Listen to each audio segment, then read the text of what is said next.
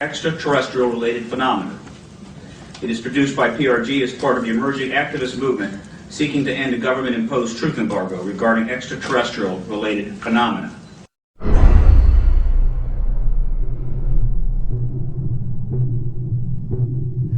Do you believe, and describe, do you believe that your show was shut down for national security reasons? And tell us a little bit about what happened with the show out there. Well, what happened, we sold the show to Sci-Fi Channel, and it was called Out There, and I basically interviewed all of the people that I admired in various fields of study, like Colin Andrews from the Crop Circle movement, Linda Moulton Howe, the expert on cattle mutilations, John Mack, and let me just put a pin in things right there, because John Mack has taken the study of abductions, UFOs, right out through the other side, and he's going, yes, we know they're here, we know they're coming, we know people have been taken, we know there's experimentation going on, we know people have been told about agendas. What we now have to do is use that as a key and as a motivation to socially transform this planet to a more peaceful, more loving, more tolerant state. So his movement, the movement for social change, has just accepts as a fact abductions, UFOs, interplanetary intervention, and what he's doing is taking it out through the positive side of it and saying, now we must use it to socially transform, and I think his message is great. But I talked to him, I talked to the Allagash guys who were taken in the canoe in that trip in Pennsylvania. The last show we did, I had both Bassett, who has the UFO time clock, and then Greer. Both Bassett and Greer were there. They were my two guests for the day. Well, the show was canceled that afternoon. And I was outside, before I knew it was canceled, in between the interviews. And I was outside, and Britney Spears called me because she wanted me to appear on Saturday Night Live with her. And so I was outside having a cigarette, the phone rang. Oh, Brittany, how you doing? Oh, sure, of course I will. I turned away like this. I turned back, and there was a black Ford across the road, a black Ford sedan. And I was trying to look at the plate, and the plate seemed kind of like fuzzy, and I was, definitely a police car. And two guys were there, and a big, big, tall guy got out of the back seat. And he stood in the street on 42nd Street it was. We were at 42nd Street and 8th Avenue. And he looked right at me. And literally, I was on the phone. Hey, oh, sure, of course I'd love the show. Saw the Ford, went back like this, turned back like a half second later, and it was gone. And that car did not go past me. It did not make a U-turn, because I would have seen 42nd Street. I would have seen that thing take a U-turn and go away. That car vanished. That car was a cloaked vehicle of some type. And whether this was like a warning to me, because the guy got out of the back seat, gave me a real dirty look. That car vanished. I know what I saw. And, it was just this fast. It was, oh, hi, Brittany, sure. Oh, of course, I'd love to. Guy gives me a dirty look. Oh, well, sure. Car gone. That's what happened. And then 2 hours later, we were told we were not to continue taping, and the show was canceled, and none of them would air. I don't know. I don't know. Was that an MIB experience? Black helicopters, military abductions that happen. Sometimes people are taken, and they talk about then being visited by, military personnel and debriefed about their abduction. Was it a technology associated with some of these beings that are visiting that wanted to warn me off, or that wanted to give me verification that I was on the right track? I don't know. But I do know I did turn back a second later, and it takes so long for an automobile accelerating from 0 to 40 miles an hour to reach the corner of 8th Avenue and 42nd Street going past me, and then pulling a U-turn and going out towards Times Square. I would have seen that car. And I looked around. I was looking for that then. It was gone. So, I don't know. The tapes exist. I have them. We're going to try to repackage them. We might put them out on DVD.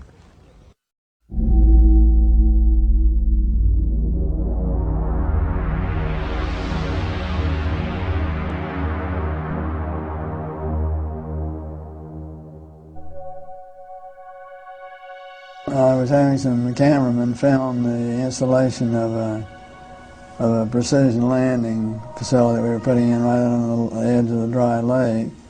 And this saucer flew right over them and put down 3 little gear and landed out on the dry lake bed. And they went out to, picked up their cameras and moved on out toward him filming. And he lifted off, put the gear back in the well, and climbed out at a very high rate of speed and disappeared. And so while I was going through all the regulation books and finding out the number to call in Washington to report it, I had them go over and develop the film. By the time they got back with the developed film, I was on the higher and higher and higher level officer talking to me.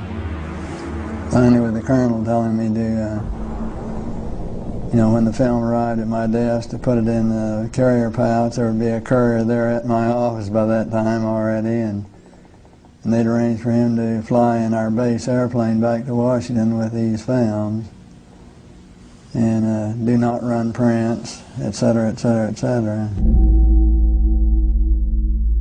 We didn't have a chance to run it. I had a chance to hold it up to the window and look at it. It was certainly a good film. Well, by this time I was involved in the research and development and doing very classified programs myself, you know, at the test center.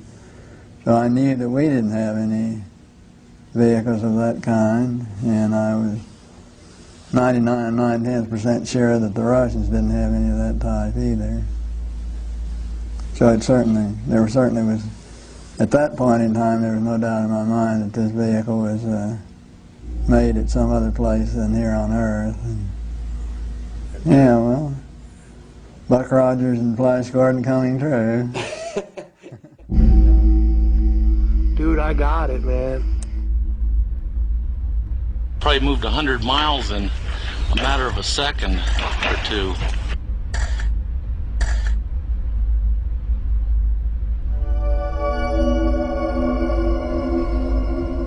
In July 2002, right here in the Washington, D.C. area, there was yet again a airspace jet chase by 2 F-16 jet interceptors, charged which were chasing a bluish object right outside D.C.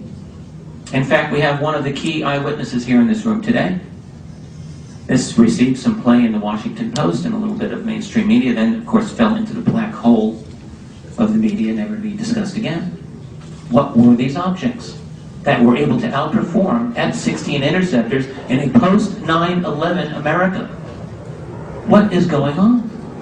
And what are the consequences, or the potential consequences, in the event that we should shoot down a few of them? A related question that I have been asking myself is, to what extent are they really an enemy? What crimes have they committed against humanity? They have certainly upset the military by flying over their most secret installations, by shadowing their planes, by buzzing their astronauts. The Army shot 1,430 rounds of anti-aircraft fire at the UFO between 3:12 and 4:15 a.m.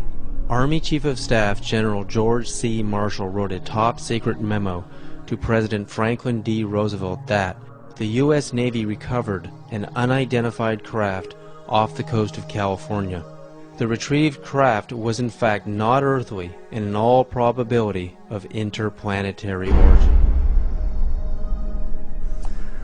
I mean, to me, what this is all about is not just, you know, looking up in the sky and saying, you know, wow, there's another UFO, yet another sighting. I mean, it's about exploring the phenomena. We have to get past denial. I mean, everyone is stuck at denial. I mean, mainstream science says the phenomena is not happening, and they don't take it seriously, and they try to sweep with them half the world. But over 50% of the American population, according to polls, believe in the UFO phenomena, and the government just buries it. Well, there's some media that are guilty of trying to suppress, and there are some media that are just throwing the story out there. Now, this Mexican sighting, we had coverage on Fox, we had coverage on CNN, and in the Daily News in the Valley here, we had a front page article, you know, with the pictures and UFO big question mark. And I mean, they were treating it. I think increasingly now, the media has